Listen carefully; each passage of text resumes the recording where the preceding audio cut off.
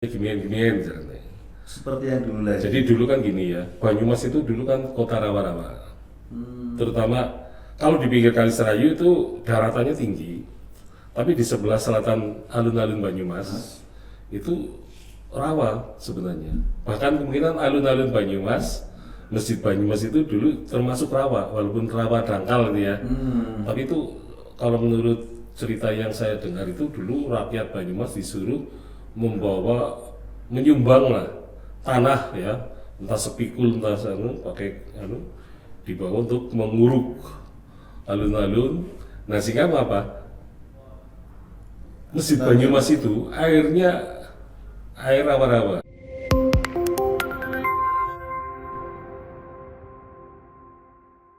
Assalamualaikum warahmatullahi wabarakatuh. Jumpa saya kembali di Fokus Banyumas Podcast bersama saya Mandor Kulungsu akan membahas semua yang ada di Banyumas.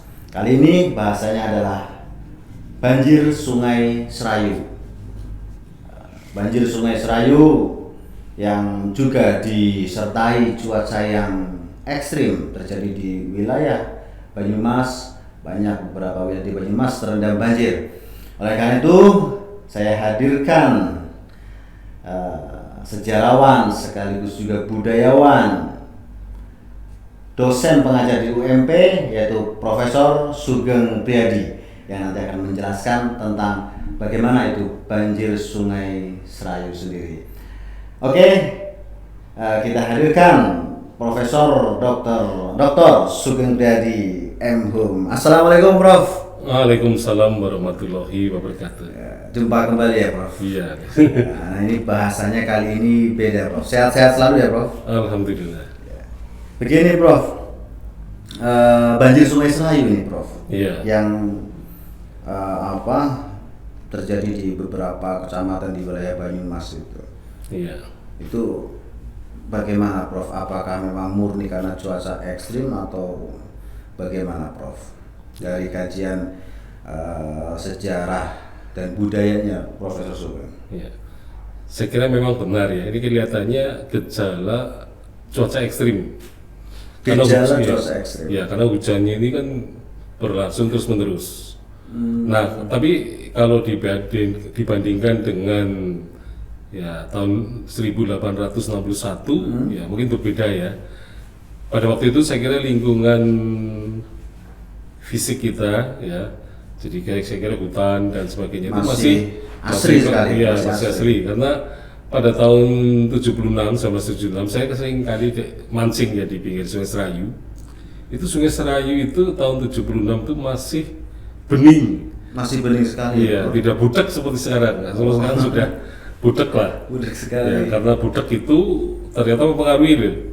Karena butek itu mempengaruhi, terutama kalau untuk irigasi sawah itu ternyata berasnya itu hasilnya menjadi coklat berasnya. Beras coklat itu juga pengaruh dari Iya, air buteknya. Iya. Tapi kalau beras yang diproduksi oleh kota Purwokerto lah, dari Purwokerto itu kan karena memang pengairannya itu airnya dari Batu Raden kan ya. Jadi airnya masih bening, walaupun mungkin kotor ya, tapi berasnya menjadi putih. Jadi beda loh. Saya mau membedakan. Jadi ketika pergi ke pasar tanya mau apa? Oh ini kok beras coklatnya dari mana ini produknya? Oh ini produk dari Jatirawang, dari Rawalu, dari mana itu? Oh begitu, pengaruh dari air sungai. Iya, dari Sungai Serayu. Dari Sungai Serayu dulu. Nah pada zaman dulu Sungai Serayu itu masih jernih sekali. Saya sering duduk di pinggir Sungai Serayu untuk menikmati keasliannya bumi Banyumas. Ya, pada waktu belum sekolah lagi gitu. Jadi saya menjadi saksi mata gitu ya. Jadi ternyata entah itu hujan atau tidak hujan, Sungai Serayu itu tetap airnya penuh. Untuk tidak sampai meluap. Iya, kecuali musim kering yang lama sekali biasanya baru dia tidak punya airnya sedikit sekali. Nah, tetapi justru ketika air Sungai Serayu sangat sedikit, itu kan orang tergoda untuk mandi gitu ya. Tergoda untuk mandi. Nah, justru ketika sedang begitu berbahaya. Justru ketika sedang musim kering, anak-anak banyak yang mandi di sungai itu, bahkan yang menjadi celaka itu ketika musim kering itu. Menjadi celaka pada saat musim kering. Iya, karena ketika musim kering orang pada mandi, ya justru banyak ada yang tenggelam, seringkali tenggelam. Jadi korban tenggelam di Sungai Serayu itu rata-rata pada musim ketika kering gitu. Jadi musim kemarau. Pada musim kemarau gitu. Iya, karena kalau musim hujan kan tidak ada yang berani mandi sama sekali. Nah, itu karena nggak berani makanya nggak ada korban gitu. Nah, begini Prof, fenomena alam dan cuaca ekstrim sekarang ini apa hanya karena itu sebabnya kok terjadi banjir, Prof? Nah, kalau sekarang kelihatannya lingkungan hidup kita juga sudah mengalami kerusakan. Karena ya dulu kan mata air Sungai Serayu kan di dataran tinggi. Dataran tinggi dia, betul. Nah, dataran tinggi Dieng itu dulu ketika tahun 70-an saya kira hutan-hutannya masih banyak yang ada lah ya.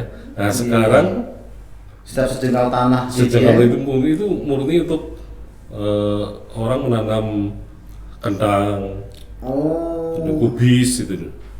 Jadi Nah, sehingga karena petani itu membudidayakan dua tanaman dan juga tembakau ya. Jadi tembakau, kubis, kentang itu.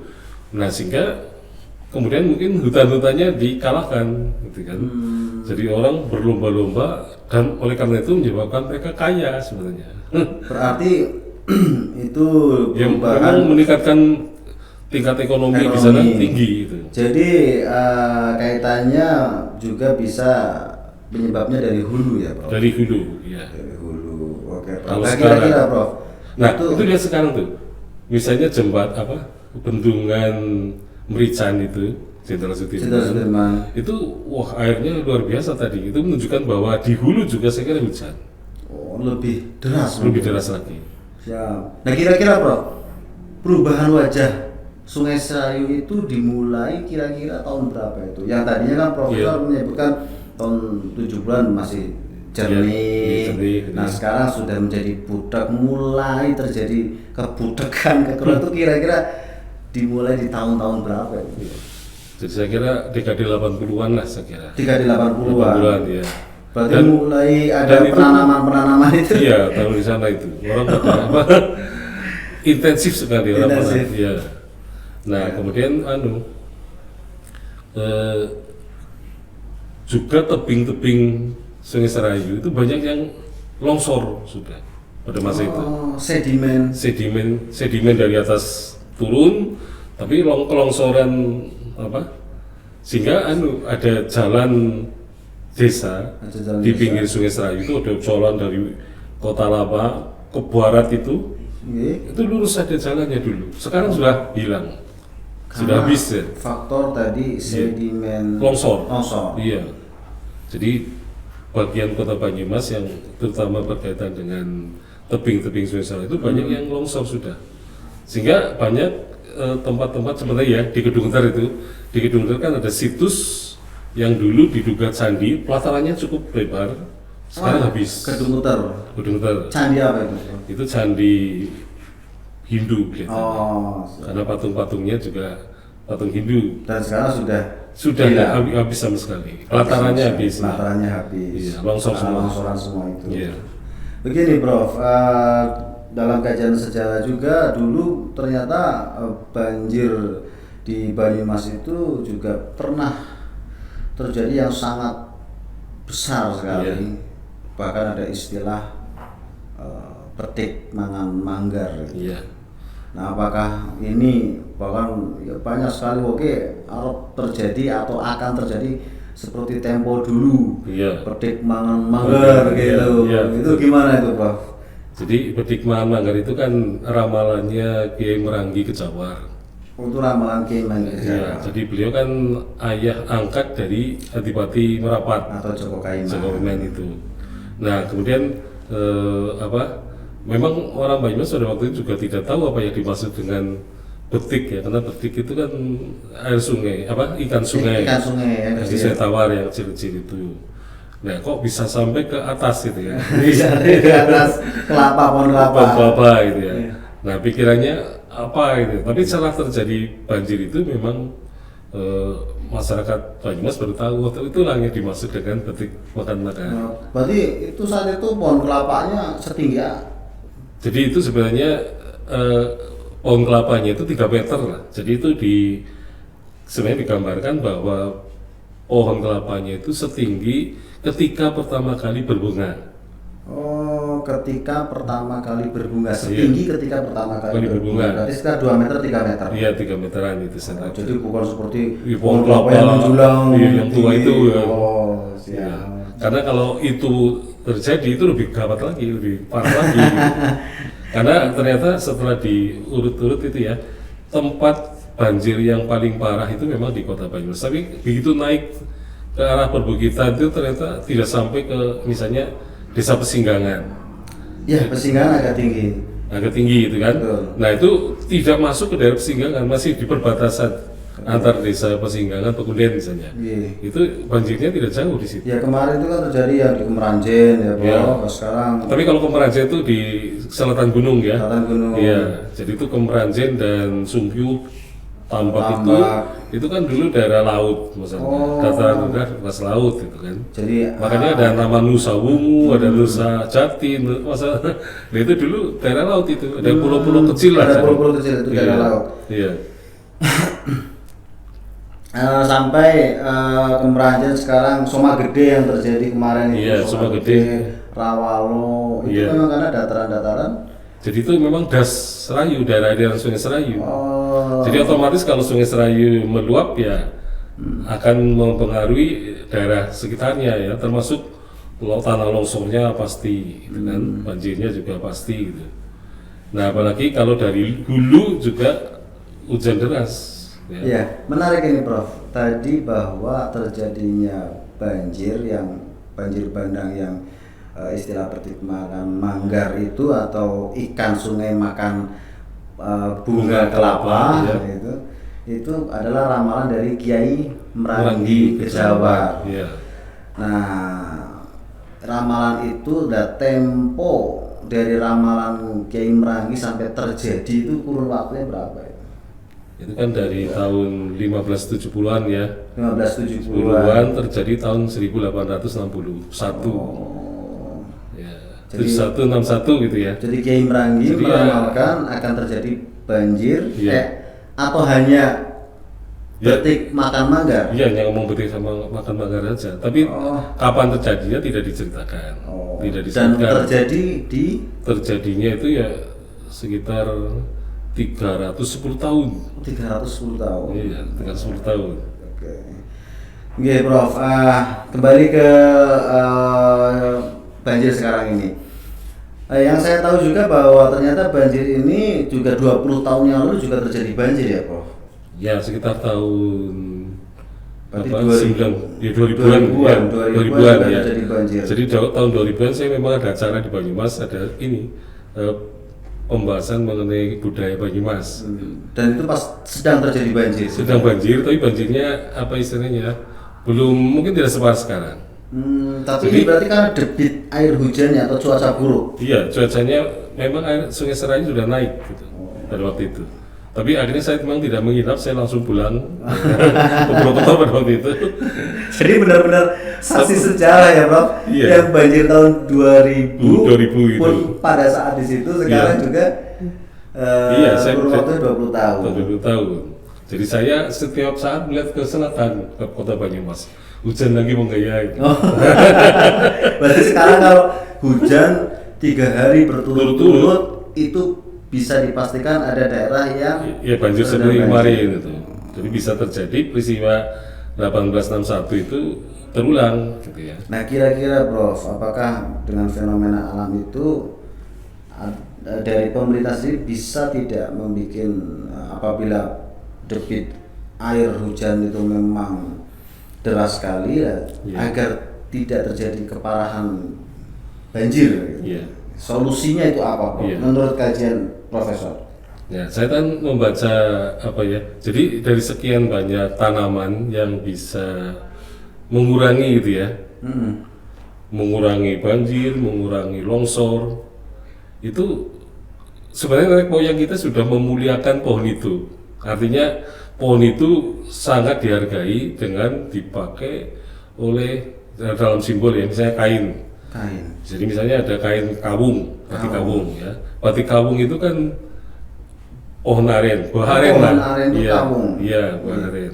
Jadi kan dulu zaman dulu orang-orang terhormat itu selalu menggunakan batik kawung. Motif Motif kawung. kawung.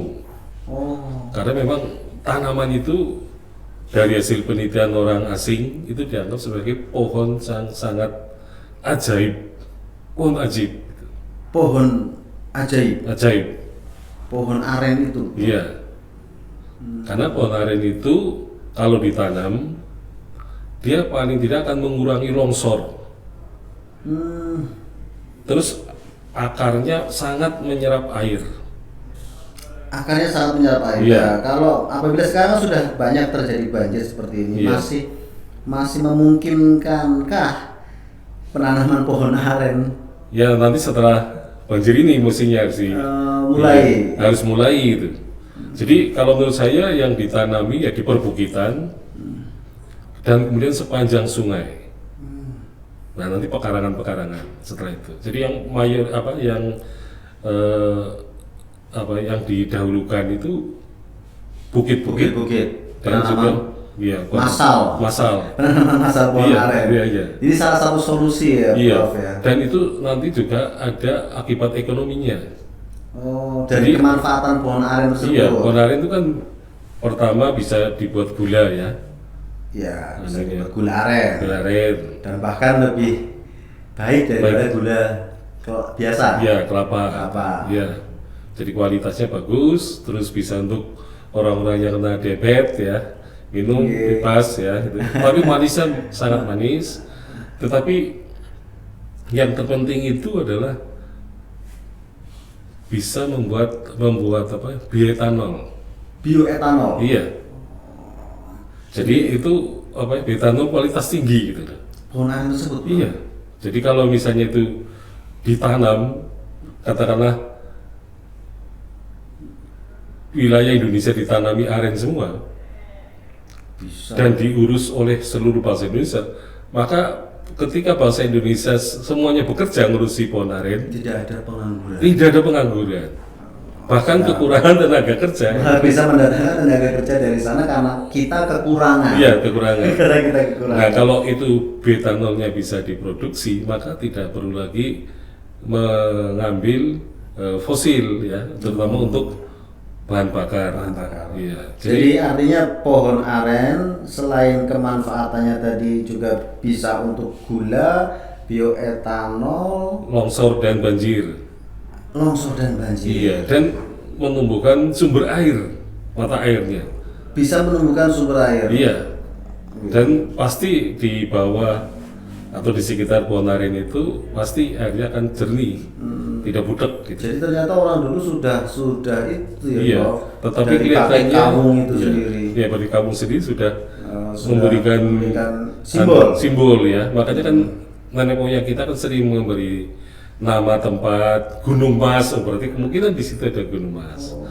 Di Banyumas, nama Banyumas saja kemungkinan besar karena kita belum tahu, mungkin Banyumas adalah juga termasuk daerah emas juga. Gitu. Tapi kan kita belum melakukan apa istilahnya penelitian. Nah, ya. adanya banjir-banjir sekarang terpikirlah bahwa ternyata orang terdahulu pun menanam pohon aren bukan hanya untuk ekonomi saja, Iya. tetapi juga untuk menghambat ataupun Tanah longsor dan banjir. banjir bisa Iya. menimbulkan mata air baru. Baru. Bahkan dulu bisa buat sambetan ya, Prof. Iya. Bisa ada lanangnya. Iya, suatu lanangnya. Gitu. Jadi setan pun takut gitu. Setan pun takut dengan Iya, pohon aren. pohon aren. Jadi memang di dunia ini kelihatannya ada banyak ciptaan Allah yang ditakuti oleh setan, termasuk mungkin beras ya. Jadi kakek saya itu kalau mau hujan angin, kelihatan langitnya gelap, Geledek. ada geledek, ada angin, itu kakek saya sering mengambil beras Beras. satu pisang. Sejumput. Iya, terus nanti ditambah dengan garam, tambah dengan air, lemparkan ke uwungan. Oh, dilempar di hubungan rumah. Rumah. Dan itu efeknya apa, Prof? Hujannya tidak angin. Hujannya tidak angin, Angin, cuacanya tidak ekstrim. Iya. Tetap hujan tapi tidak ekstrim. Iya, tidak sih. Dan itu sudah dibuktikan berkali-kali atau gimana, Prof? Ya saya kalau mau hujan gitu saya ambil beras juga. Dari warisan. Saya lemparkan bismillah. Tapi saya sedang berpikir, mengapa kok begitu ya? Apa ada penguapan tertentu? Dia perlu diteliti juga. Seperti itu ya. Ada beras dan garam. Dan Ya, Prof? garam itu penguapan. Tapi kalau dilihat dari simbolnya, Purwokerto itu hujan itu biasanya dilihat dari awan gunung dan awan laut bertemu di Purwokerto kelihatannya. Oh, awan gunung. Dan awan laut dan gunung. Jadi yang gunung turun ke selatan, yang selatan ke utara, ke sini. Maka di Purwokerto seringkali berbenturan antara dua awan itu. Ketika belum hujan, panasnya bukan main, Panasnya semromong, semromong ya, gitu kan. Nah, tapi setelah begitu hujan, lebih dingin, gitu kan. Dan hujannya biasanya Deras sekali, deras dan berpetir, dan durasinya lama. Iya. Jadi saya karena titen lah ya di Purwokerto 3 tahun waktu masih masih sekolah itu niteni gitu ya. Sehingga saya belum pernah kehujanan di Kota Purwokerto ketika pulang sekolah karena sudah ngerti ini mau hujan. Saya cuma pulang. Artinya berarti ilmu titen itu ya. Ilmu titen, dan ya. ternyata juga kalau Terus gini, kalau misalnya kita melihat Gunung Slamet, kalau Gunung Slamet separuh tertutup awan pada pagi hari, itu biasanya Purwokerto nanti sore akan hujan. di Gunung Slamet apabila Ada awan, menutupi kabut lah ya, kabutnya menutupi bagian separuh itu ke bawah. Purwokerto sorenya hujan. Tapi kalau di atasnya batu-batunya hujan. Jadi Purwokerto nggak hujan. melihat Gunung Slamet menjadi salah Ikuti satu ilmu titen atau salah satu informasi. Begitupun Iya. ramalan Kiai Jadi termasuk Ibrani. nanti kalau misalnya seluruh Gunung Slamet tidak kelihatan, berarti Baturantin dan Purwokerto akan hujan. Oh, Gitu. jadi ilmu titen seperti itu. Iya, gitu.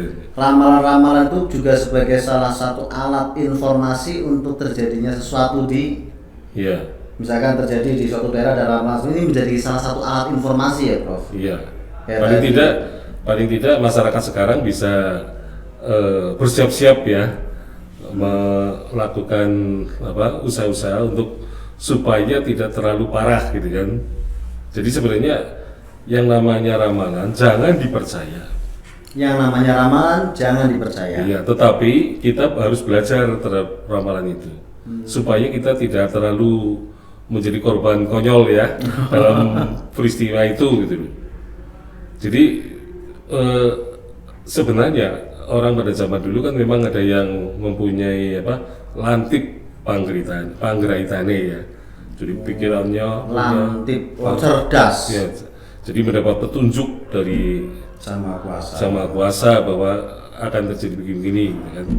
Nah ini memang kalau kita berbicara masa depan, memang masa depan itu tidak ada datanya. Sampai punya data enggak tentang masa depan? Kira-kira gimana? Iya. Kan tidak ada ya. Tapi yang ada datanya adalah masa lalu. Ya, yang ada datanya adalah masa lalu. Masa lalu. Data masa depan tidak ada. Tidak ada. Kita kan Belum. ibaratnya Iya. memasuki lorong gelap gulita masa depan itu. Tetapi- Harapannya cerah, Iya. cuma hanya sekedar masa depan itu harapan. Di harapan. Jadi kalau ada ramalan, kita agak sedikit beruntung karena apa? Ada paling tidak pengingat terhadap kita bahwa kita itu akan menghadapi sesuatu di kemudian hari. Jadi kira-kira ada lagi, Prof, ramalan-ramalan banjir yang lain gitu selain tadi. Jadi banjir Banyumas yang terjadi pada tanggal 21 sampai 23 Februari 1861 itu dikatakan sebagai banjir yang diibaratkan seperti air 3 siwur. Tiga siwur. Siwur itu apa? Gayung. Gayung. Ya, gayung yang terbuat dari Batok batok kelapa kelapa. itu.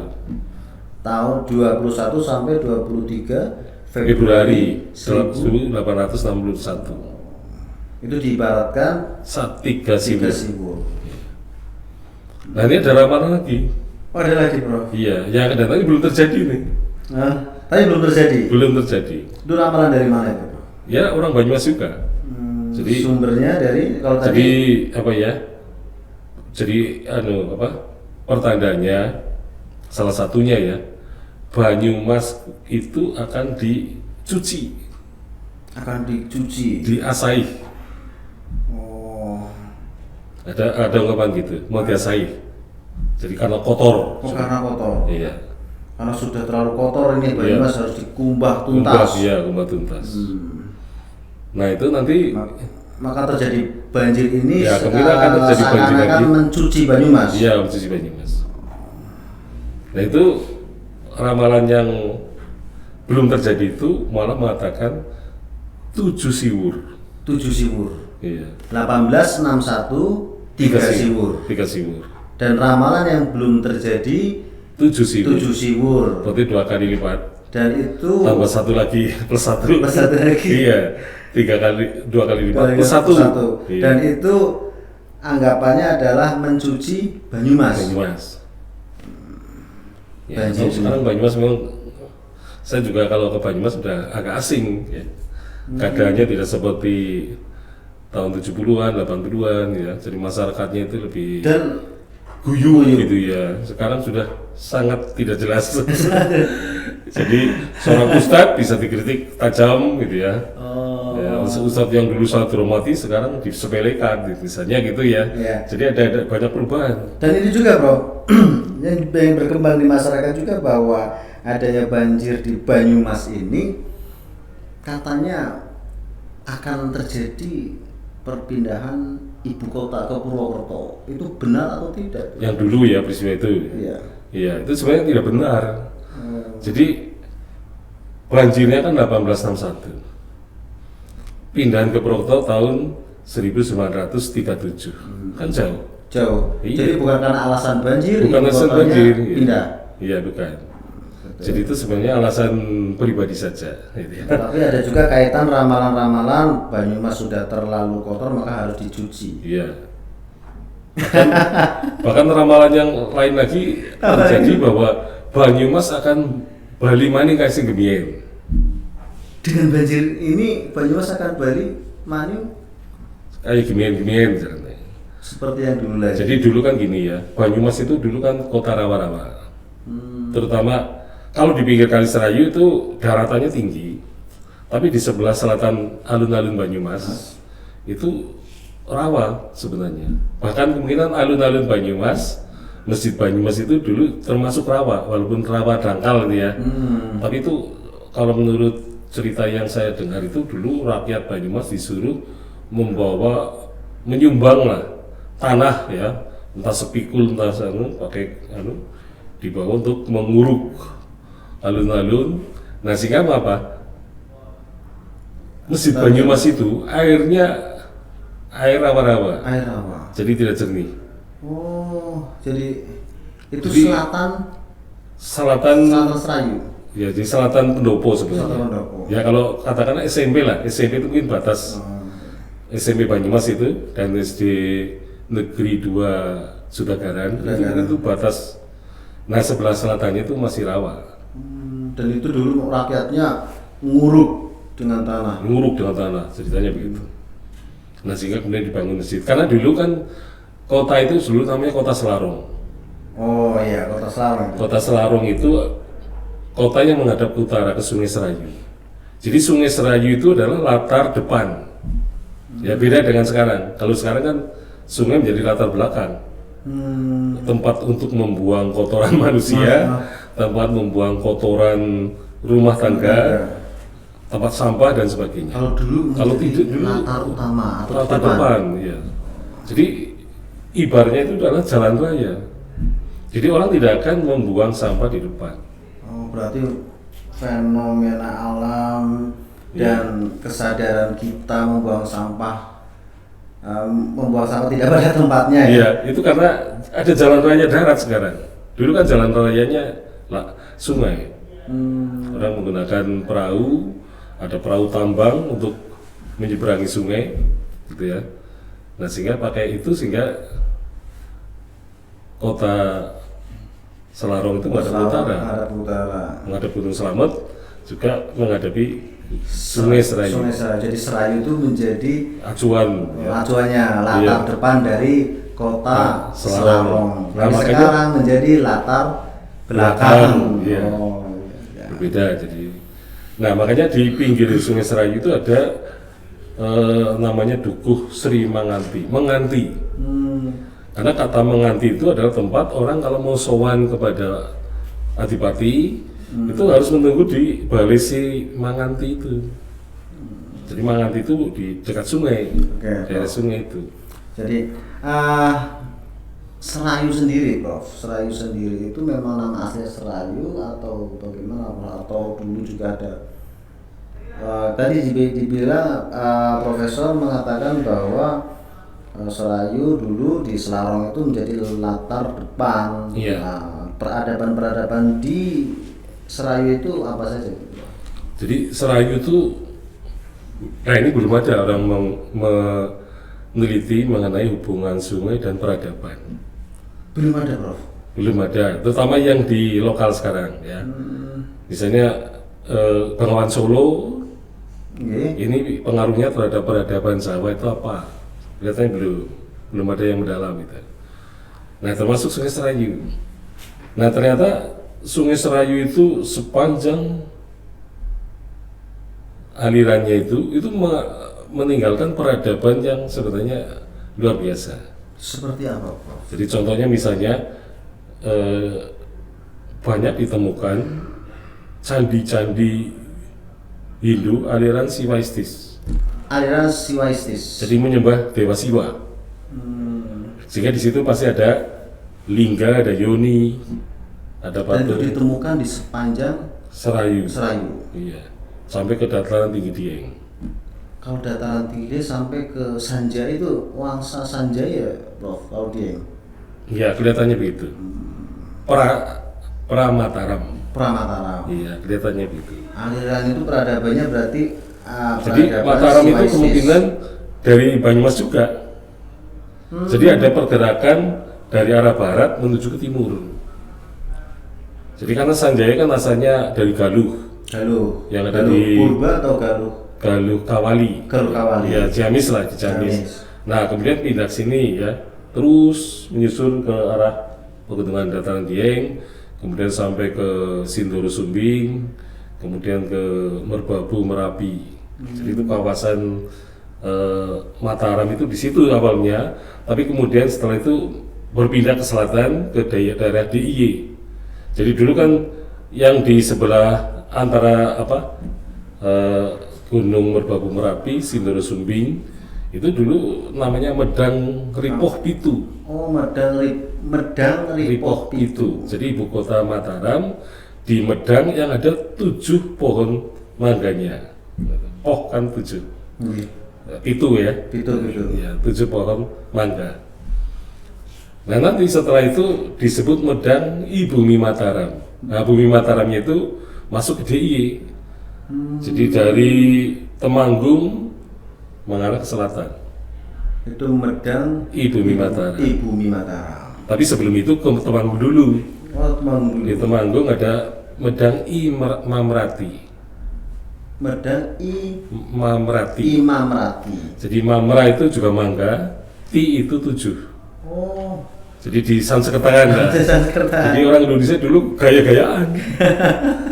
Ya, ya tukang jahit sekarang Taylor ya. Thailand, Nah, ternyata dulu pun gaya juga. Gaya juga. Dengan penamaan-penamaan Iya. gitu. Termasuk Medang Ibumi Mataram. Bumi kan perempuan.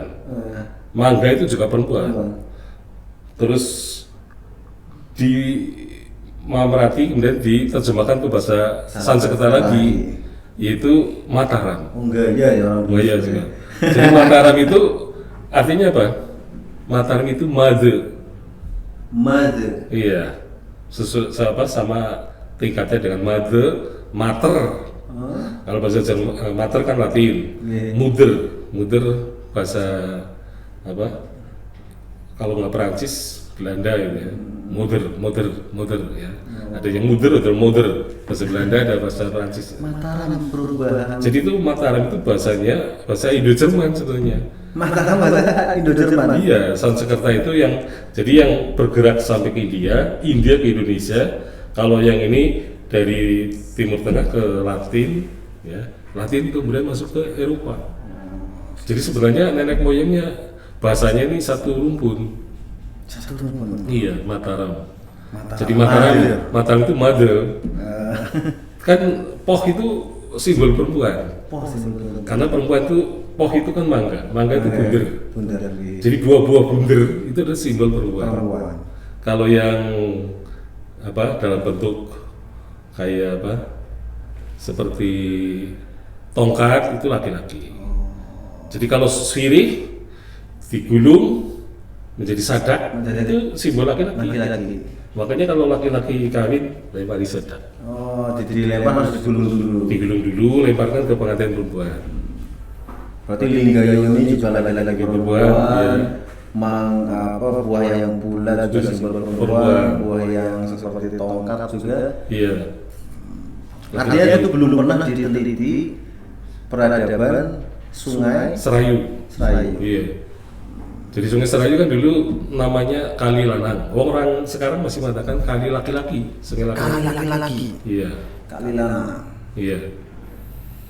Jadi artinya berarti kita dari Serayu sendiri belajar banyak hal bahkan sampai sejarah masa lalu. Iya. Jadi itu dimitoskan oleh orang-orang yang pada waktu masih agama Hindu. Jadi kalau ceritanya itu Werkudara, Bimo Lukar berarti telanjang. Alat kelaminnya itu untuk membajak tanah terus menjadi sungai.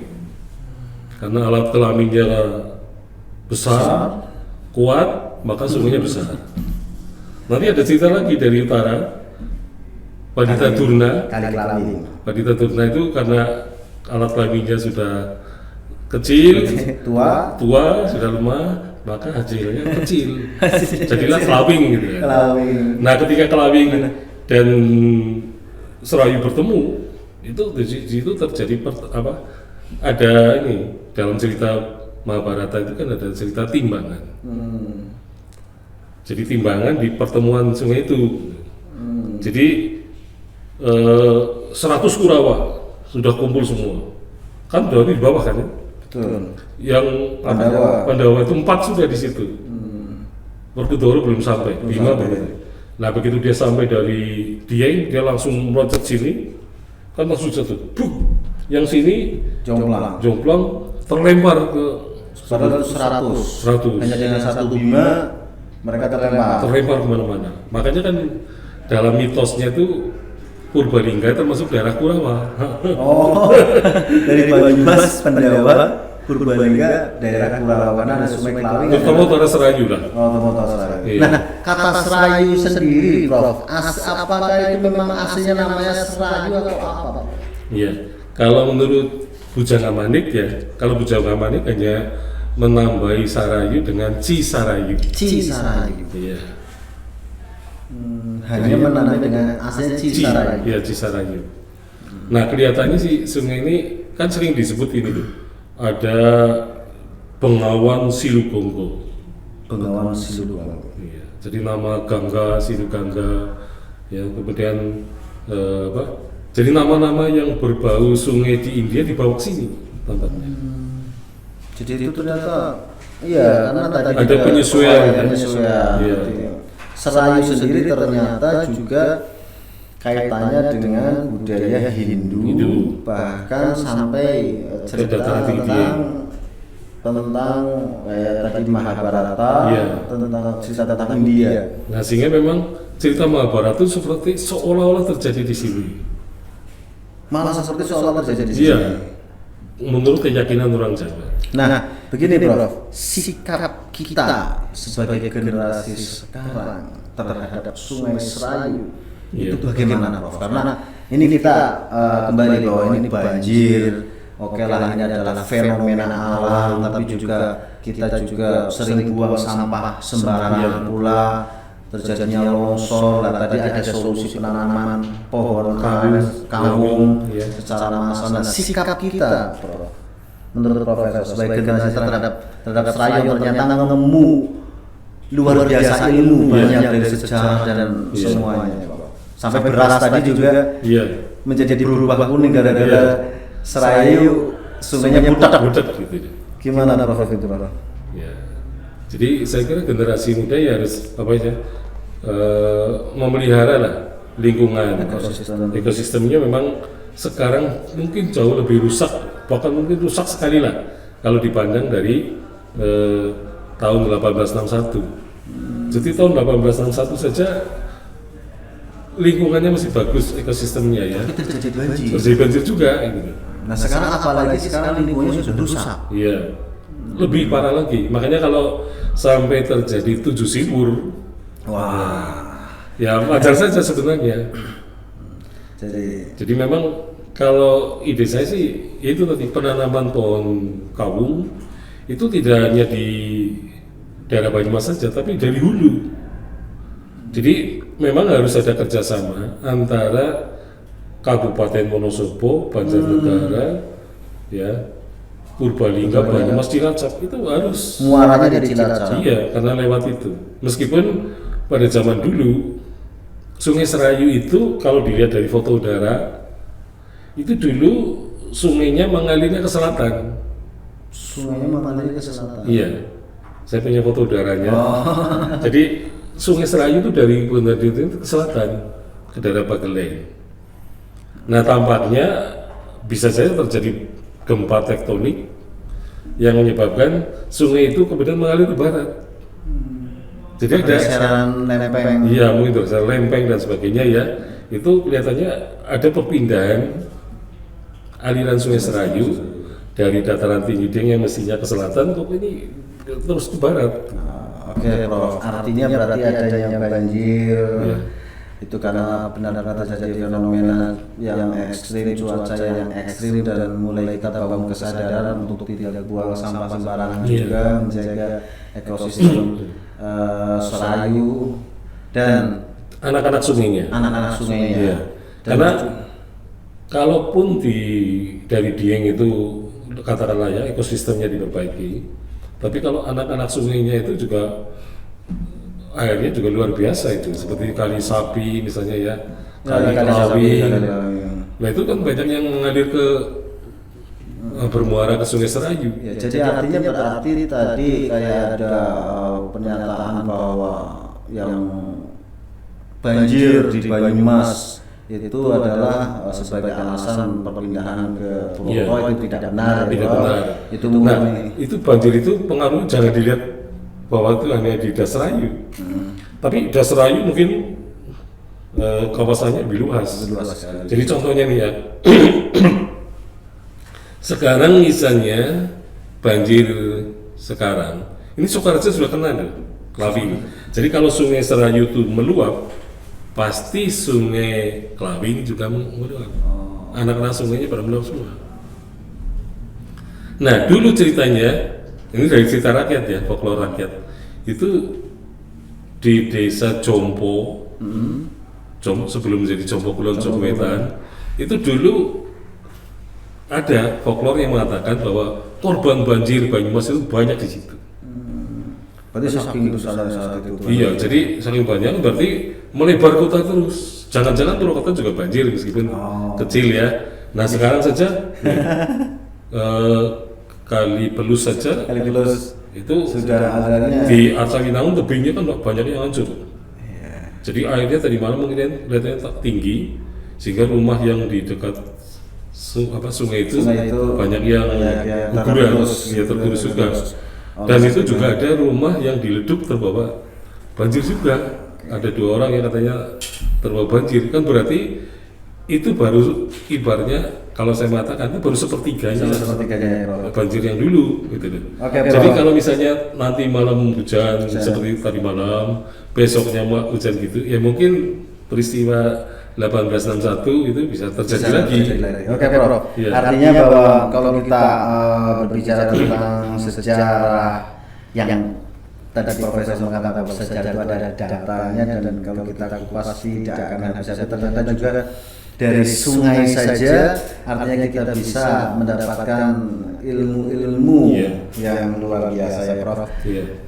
Mungkin begini Prof, artinya bahwa di podcast kita kali ini bahwa banjir yang terjadi sekarang ini memang karena fenomena alam yang ekstrim dan juga terjadi di hulu, sudah tidak ada pepohonan yang rindang karena di sana sudah menjadi pertanian di hulunya, tanaman-tanaman pertanian, dan kita juga kurang menjaga ekosistem di Serayu itu. Maka artinya bahwa Serayu ini menjadi pengingat kita bahwa ternyata kedisiplinan pengabdian kita terhadap alam itu diperlukan supaya tidak terjadi hal-hal yang tidak kita inginkan ya Prof. Jadi betul. Closing statement Prof untuk generasi sekarang menyikapi fenomena alam ini bagaimana Prof? Ya. Jadi banjir itu kan bisa terjadi sewaktu-waktu ya. Termasuk nanti yang 7 yang jadi pikiran saya 7 siwur itu kalau benar-benar terjadi, saya kira korbannya jauh lebih banyak. Jadi yang 7 siwur itu tidak boleh dipercaya, tetapi kita hati-hati, waspada itu ya. Kalau memang terjadi, ya kita mestinya harus mempunyai alternatif ya.